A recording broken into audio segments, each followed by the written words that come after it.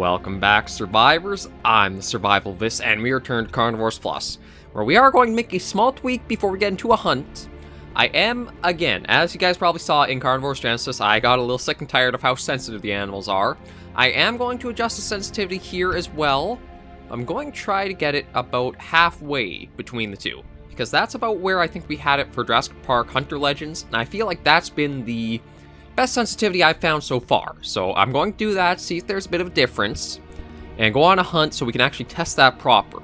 And we are going to head to the Gulf of Qetura for it, because we do want to show off more of that new map. I guess we will take the camouflage and cover since it's always the thing that they shouldn't feel like they have to be mandatory for you to hunt, but we'll take them anyway, just see how things go. What do we want to go after? We don't have that much for point-wise, but I guess we can start just... Maybe we'll try that. We haven't used the Expo too much because of how it can be, but who knows? Maybe with this it'll be a little easier to work with, and we'll hop in and do this, so... Maybe we will go to Dawn... 3023, what? Okay, that's a little odd, but anyway, I think we will go Dawn to the Gulf of Qetura, just kind of see what the skybox is like, because that is one thing I haven't done that much, are a lot of Dawn hunts. I don't do the night ones too much, because they basically just... The entire map gets that, like, night vision filter, so you can't see too much as well as, like, the day and the dawn gives you. So this way, this shows off all the texture work and all the hard efforts done into each, like, dawn and day for the skyboxes, etc. like that. So, everything is looking pretty good. So we're good to hop in and go on this brand new hunt, and let's see how the sensitivity looks for this time. Okay, apologies for the little lens flare, but we are loaded in here, and I just saw something. Oh, just a compy. Okay, I'd seen a little something moving about, so... This is the Gulf of Qetura at dawn. It's a little bit different now, kind of with that change of setting. Like, it's a little bit more, like, shaded and, well, dawn. There is the sun there, gotta be careful of that. There's a little bit of a change. So we are in the marshland to start with. This, I think, is actually around the area where we ended the hunt last week, so it's almost like it's picking us up from where we left off. Now, when it comes to the animal sensitivity, I've always been a bit torn on what would be the best setting, because on the one hand, you don't want to make it too easy, so you can basically just walk up to every single animal and get your shots in. But on the other, you don't want it so that way they're too sensitive so you can barely see it in the render range. Oh, almost stepped on one of the big frogs there. Or, well, probably more of a toad, to be accurate. I don't think a frog would quite be that large and chunk. Oh, hello! Okay, yeah, so it's hard to say what the sensitivity should be, because, like, we were surprised that Triceratops right there, and it didn't seem to notice us, so... I kind of like that, though, because, like, I've mostly been playing the Hunter Call of the Wild and the Hunter Classic as my main hunting games. So I kind of like this feel more where the animals aren't like, Oh, Lord. Oh, you can get killed by a trike. Did not realize that, but we'll restart. Okay, so we're loaded in here. So as much as I thought, oh geez, maybe the sensitivity's making it too easy. Yeah, no, apparently animals are going to definitely want to... Oh wow, wait, what? I mean, the animals will definitely strike back if they want to. But we are on the random island out here for whatever reason. Oh. Okay, I thought you were actually charging us like the trike did. I was going to say, what the heck? Is everything aggressive now? Wait, actually, there's something underwater there, isn't there? Yeah, I mean, the texture is kind of glitching out there, so that we were seeing through that, but there's something underwater in that direction. I don't know if it's just... Oh, it might just be things like... Uh-oh.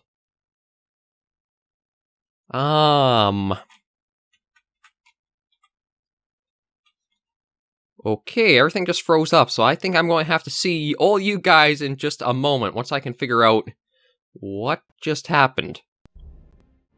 Okay, so we're back in the menu. I do not know what happened to freeze us up there, but something did.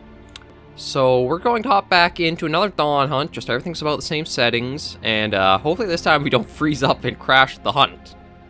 Don't know what I did there, but something did not like what I was going to do. I guess swimming's not allowed during the dawn. Okay, so we're all loaded. Oh, okay, just a couple of you guys making noise. I was trying to figure out what was exactly making so much noise around us. Right, so we're not going to go swimming over that way. Although, truth be told, we are probably going to have to go swimming in some direction in order to actually be able to hunt anything on this outing. I don't know if it's maybe just because of, like, the time of day and there's something that might have happened to, like, go into the water or what, but I guess we'll go for a little exploration around this island because it's hard to say how often we'd even actually, like, get spawned out here. Who knows, there might even be something out here for us to hunt as well. And back onto the topic of the sensitivity before everything froze up on me there. I've always been a little concerned because I think for a hunting game, that is probably what is more your well, there are a few make or break things for it. My first one is I do think, like, the animal sensitivity. If they're too sensitive, it's very frustrating. Try hunting anything and you'll feel... Oh, actually, what are all these? If it's too sensitive, it's too frustrating trying to actually get close enough just to line a shot up and try there. But if it's not sensitive enough, then it just feels like you're basically playing a shooter where your targets are easy to sneak up to. Another thing that is make or break, I do think, is the weapons. It's not so much the variety, but how well they play. Like, prime example was Jurassic Park Hunter Legends with the base roster. It didn't feel super good using things like the pistol or the shotgun, but the DLC weapons, I feel, heavily improved on the feeling of that, so that's where those definitely turned around. It basically needs to be hunting games that use the mortal zones. Well, actually, most of them do, but if you basically don't have a precise weapon for when you have mortal zones to exist, you're going to have a bit of a hard time or a rougher time with the game. Like, my thinking is, imagine if you had that kind of weapon deviation on a shooter where you had headshots as a thing that's possible. Now, you might get some, but you'll also feel kind of frustrated where some of the times you pull the trigger where everything was lined up properly and it was just the deviation didn't register the hit for you. So that's a little something there as well, I feel, where it can make or break. So the sensitivity on the game right now, I think we'll probably keep it like this for a bit. See how it plays out, how it goes along. Carnivores Genesis I might bump up, but I do want to just get in for, test myself of hopping in, seeing how it is. I do prefer that the modifiers of, like, the camouflage and the cover scent are more something where it's optional to make it easier, rather than it feels mandatory for the basic stuff, like the default sensitivity seems to have things. Okay, well, there's nothing but ambience on this island, so I guess we have to go for a swim here. So hopefully we do not crash going in the water this time. If we do, I might actually have to switch to maybe during, like, regular day. Because I don't know if that's something just maybe because of the dawn timing or what. I guess we can take a little walk along the beach here. Things like now, would that be a nautilus or an ammonite shell? I can't remember. I think the nautilus are still... yeah, nautilus are still alive today in the deep sea. I think that would be an ammonite. I think those are the ancestors that you kind of see the spiral fossils really common for. Okay, well, let's see if we freeze the game up this time. Let's take a run and leap in and see if we freeze up. Okay, surprisingly, no, we don't. Oh, and I see land over this way. Or potentially do. Oh, right, I gotta hold the space in order to stay above water. That's right, I gotta watch. You guys can't see because my ugly mug is in the top right there, but there is a bit of like a breath meter, or... I mean, technically, I suppose you could rationalize it as it's also your health bar. It's just that you don't really use it for anything except breathing. Well, actually, you can kind of see, like, the square around the sun. I'm not sure if you can see it in the capture, but it's almost like that's the picture of it that's just placed into the skybox to give it that feel. Yes, we'll get there in just a little bit, and then we'll do a little bit of hunting. Try to get at least something this week. Like, I think that's the hardest part for me that kind of frustrates me because I do a series like this, is where if I don't get any points, it feels like it kind of slows us down further and we don't actually change anything up to next week. It's kind of just something I feel... I want to kind of say it. I feel super goal-driven is one of the things. Like, I want to show off new things, so that's my goal. If I don't meet that goal, I feel like I'm failing in a bit. And I think with, like, the pandemic and all this stuff piling up, people want to feel like they can achieve things and meet goals properly. So I think that's something that's really starting to play into it. And I just gotta remember I can slow down, have fun, and just enjoy myself with some series and some hunts. The only way to really do that is, I guess, just kind of keep trying to reprogram yourself that it's okay to fail. Which is something that you don't always hear or is, like, told a lot, is that it's okay to make mistakes. It's okay to fail. It's that you learn from them and try to better yourself from those, where it's mostly important. It's not so much the initial act of failing, it's what you do to follow it up. Okay, so, nope. Bit of a little moss chops up there, I guess, greeting us. So we are back onto the mainland. I don't think we've actually been up in this area yet. So now we're up here. No, well, watch. If I follow the wind in the bottom left there, towards that direction, we'll definitely find a dinosaur. Well, let's see about a call just to see. No, nothing replying from the parasaur. What about a Packy?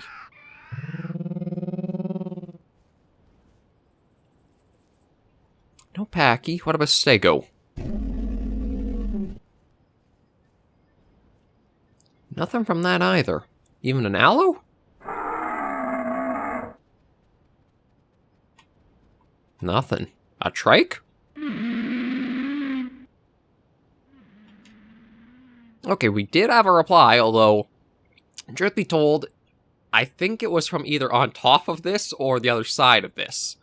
I don't know, it just came from the west, so it's hard to say exactly how we'll approach this. I guess I don't really have any option than just kind of going around this giant rise here. So at least that kind of helps, so I can kind of like almost tunnel vision myself. I don't have to try watching too many directions at once, but just focus on what's in front of us then. But yeah, it sounded like it almost came from the top of the rise when I called.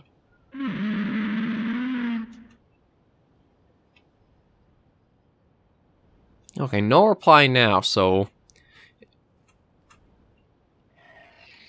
I heard footsteps. Or maybe it's just my own.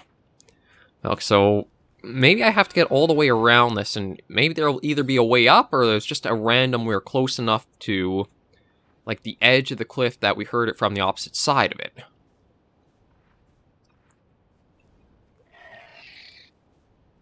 We'll just keep on our way, see what we can find. I do admit, after Morrison's Maze, I do think the Gulf of Qetura is a pretty nice follow-up, because, well, even just looking at the map, you can tell there are a lot of different areas to see. Oh, hello. Oh, it's like a little submarine poking out of the water there with the Brachiosaur. Oh. If you look at the map, you have, I mean, the isolated island, which could be its own little biome and may have stuff on there. The marshland to the south of that, we are kind of in the rocky coastline to, or, well, the rocky coastline right of the Gulf there. And then to the southeast, you have more of, like, the forested areas and hills and that. So how are you doing? You seem to be doing alright.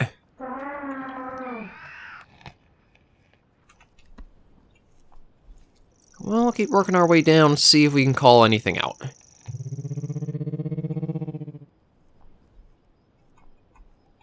It might be a bit before we actually get any replies, though, because we are on a pretty far off part of the map.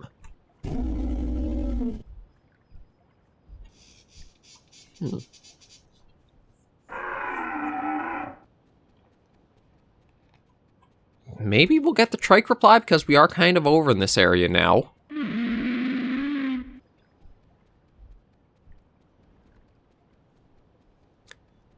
Yeah, nothing. Although, oh, maybe you actually can't get on top of the rise, because, yeah, it looks like this is not exactly smooth, but it's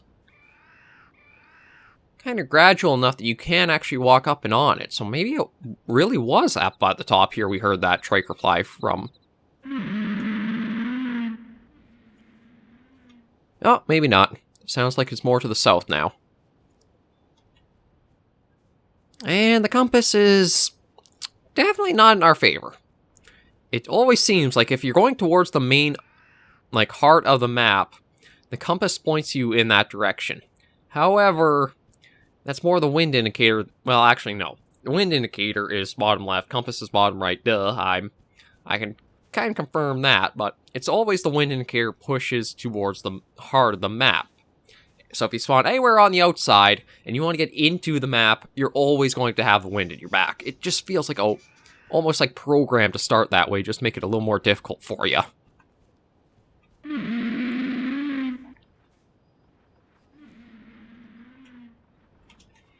Okay, I honestly can't tell. I feel like we're going to it, but I don't know now, because it's... I thought we would have seen something by about now.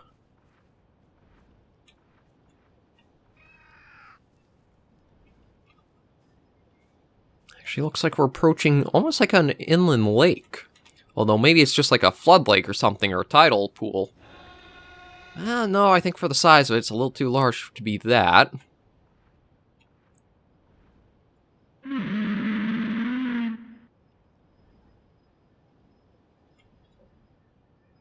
Okay, maybe it was actually behind us. I know these headphones are going because, well, it's probably hard for you guys to see, and I don't even have a good way of showing it, but there's, like, a lot of fraying right at the point, basically, after the connection for the headphones to the cable. So it might just be a matter of time before all of a sudden everything just goes silent on me because they... Oh, hello. Finally something. Okay, so we got ourselves a Stegosaurus up there. I don't know if I'll try calling it in, because it always seems like when I call in, it's a mixed bag. It does approach, but it also seems to almost like get extra sensitive to us. Whereas maybe like with that trike, if we don't make much noise and we go slow, use the terrain to our advantage, we can get in for a nice easy shot to the head. So we'll just be patient, ease our way closer, keep an eye on it. Because, yeah, this is already nice, as I'm actually within 200 meters and hasn't, like, freaked out and gone running off yet. That was something that was always difficult to try. Well, it's not exactly running off. It's not exactly sticking around near us, is it? Okay, so the wind is not entirely against us, but also not with us. It's kind of like that neutral...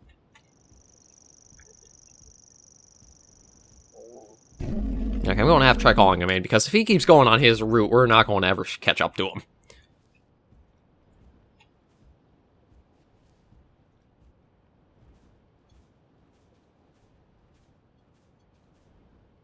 Okay, didn't even turn around from the call. Oh, see, the trike, I think, already picked us up, and... Ah, yeah, the wind's going to screw us over, isn't it? Like, that's, like, even with this sensitivity, you can see the trike is freaking the heck out over there, so... Yeah, even this low sensitivity, animals will still pick you up from a while, so I don't feel too bad for the adjustment I made to the sensitivity.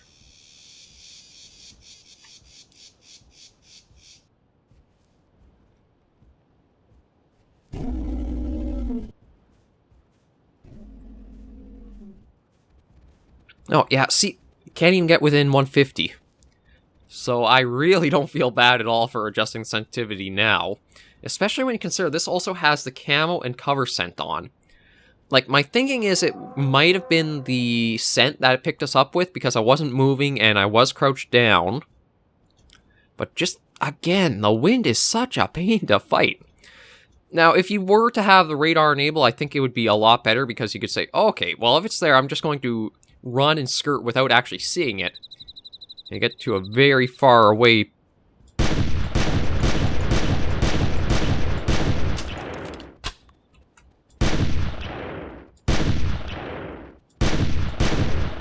There we go.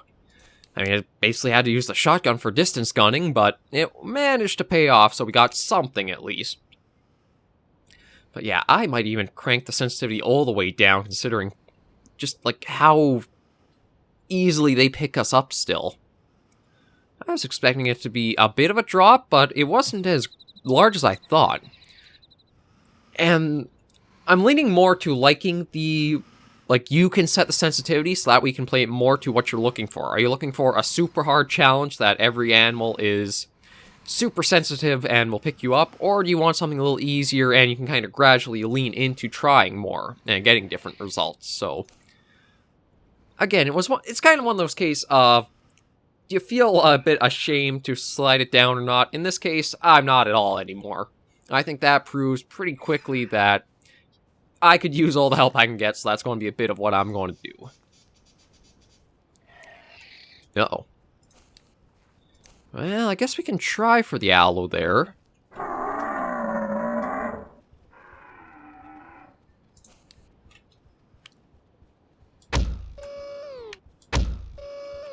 Shotgun, please.